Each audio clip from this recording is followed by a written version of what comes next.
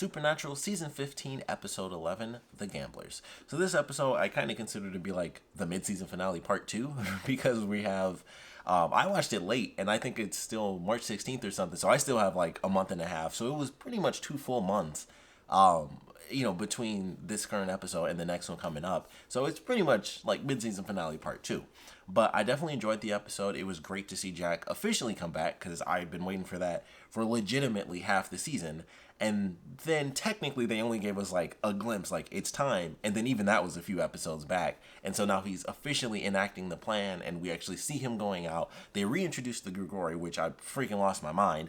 So I'm hoping that keeps going. Like the way they kind of talk about it at the end of the episode, it was like, yeah, I ate the hearts, and it seemed like he was kind of moving on to phase 2. But I was like, I hope that's not the case because I've been waiting for the Grigori storyline. I think that was 5 years ago or something like that. Like that was a while ago when they introduced that, and it was like, that was like Claire's thing. It was like, oh, they're gonna bring Claire back, and it's gonna be like they hunt down these angels with the swords. And then, of course, the crossover, or not the crossover, but the spinoff didn't end up happening, unfortunately. And I was like, man, I was so invested. I was like, I thought for sure that was season 1. It was like season 1 was going to be they hunt down all these different angels. I thought that was pretty much a guarantee. It probably was a guarantee. They were probably like, this is what we're going to do. And then CW was like, we're not going to pick it up for some insane reason. So I'm hoping that they're not completely done with that because really they only showed them kill 2 in the whole episode. And they mentioned that there are 13. So if you say that those are the only 3 that died, there's still 10 left. Even if Jack killed like a couple more, there would still have to be a few. I don't think he went and wiped out all of them. So I really hope that's not the case. I was really happy because in the promo for the next episode, Jodie was in it. So I was like, okay, maybe that means Claire will show up. They'll talk about the Grigori thing. They'll have to get more hearts or something like that. Or maybe phase 2 just can't start yet. Who knows? I'm just really hoping that since they've brought that back, that they'll do a legitimate conclusion to it. Because that was always, honestly, that's my favorite like random storyline that they created for the show, where it's just like, yeah, this is a thing that happens, and then they bring it back in a later episode. It has to be more. So I'm hoping that it wasn't just he ate some hearts, and we saw him eat one, and we saw Cass kill the other dude, and it's like, all right, we killed 2 of them, and then they don't go back to it. So I'm really hoping that comes up. That's my new thing now. So now that they brought it back, I'm like, please give me more. That's all I want right now. So I'm hoping they do that, but we just have to wait and see. So it was really cool to have them in there. Like I said, Jack reuniting with Sam and Dean at the end was great. Dean like looking like straight into his eyes and stuff. Like I like that little moment where it's like, all right, I have to, we have to make sure because we've come across a resurrection fairly recently. So I thought that was nice. It was like, that was an interesting little moment where he just puts his hand on the back of his head and he just kind of looks at him, and then he looks at Cass and it's like, it's legit. Like we really got him. So that was cool. Sam and Dean's journey in this episode was actually really, really entertaining. I love the fact that they actually lost, but they won more through just trying to win than they did by actually winning. So I love that idea. And it was just like they go through and, Sam's doing his normal thing. He's like, what's going on here? I love that idea because they didn't understand, like, how does this place work? Like, it's not supposed to be like that. Like, what is going on?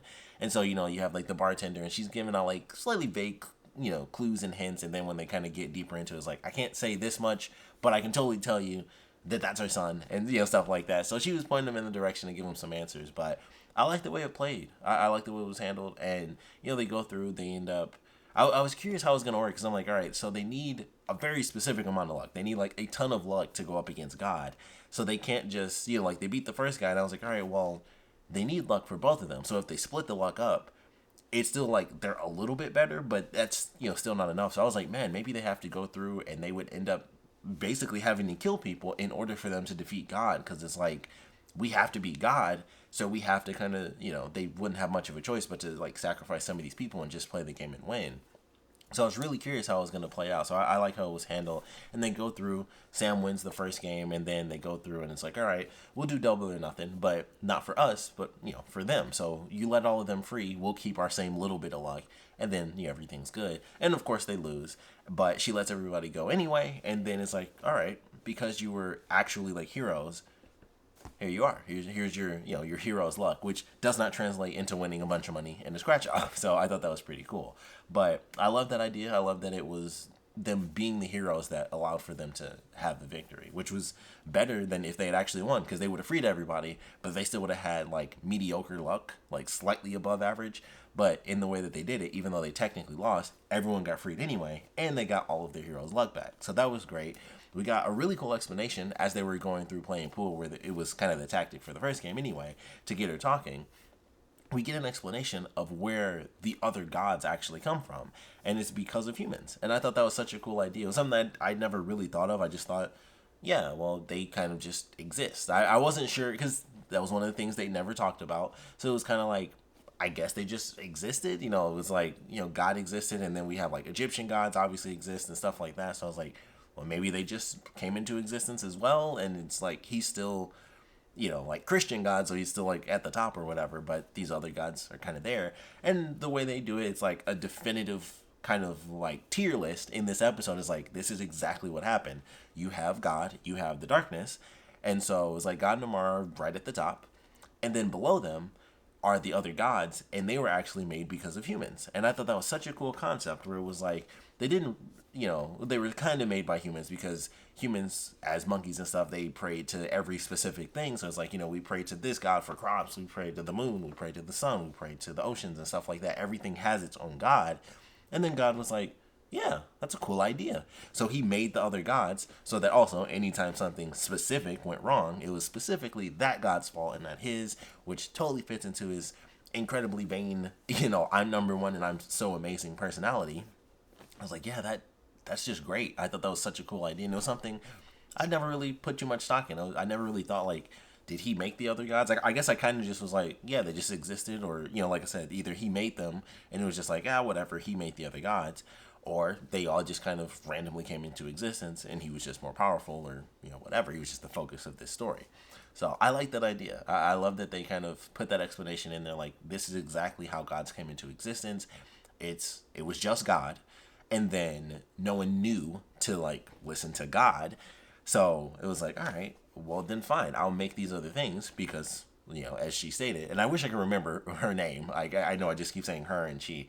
I can't remember the actual God's name. Excuse me.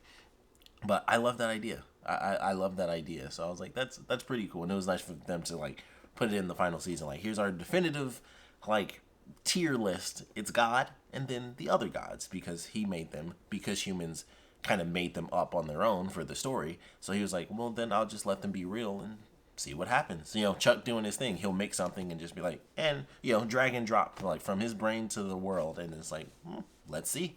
So I thought that was pretty cool. I love that explanation, and we'll see what happens when he comes back. But for now, God is off world. You know, the team's back together. We didn't actually see Billy, which I was admittedly a little bit surprised by. I thought for sure she would actually show up in the episode. But for now, you know, Jack is back. He's with the rest of the team.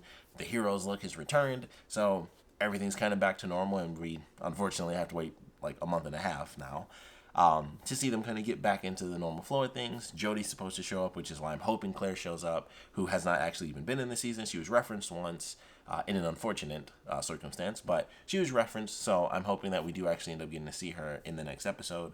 But all in all, this was a really good one. It was another twist on the formula as far as like the main story case. They've been doing some great twists with this season, and this was another really good one. They lost, but it was like, all right, because of what you tried to do, I'll give you what you want. And, you know, she even let everybody go free. So I was like, that's pretty cool. So another nice little twist on the formula of what you might expect from a typical Sam and Dean journey. So I definitely enjoyed that. Great to see Jack officially back with the team. And they're just going to go back and gain more power and then eventually fight God. So we shall see what happens come March, but definitely enjoyed this one. Of course, we'll love to know what you guys thought about it, so please put your comments down in the comment section below. Let me know your favorite parts about it, least favorite parts about it, and of course, thanks for watching.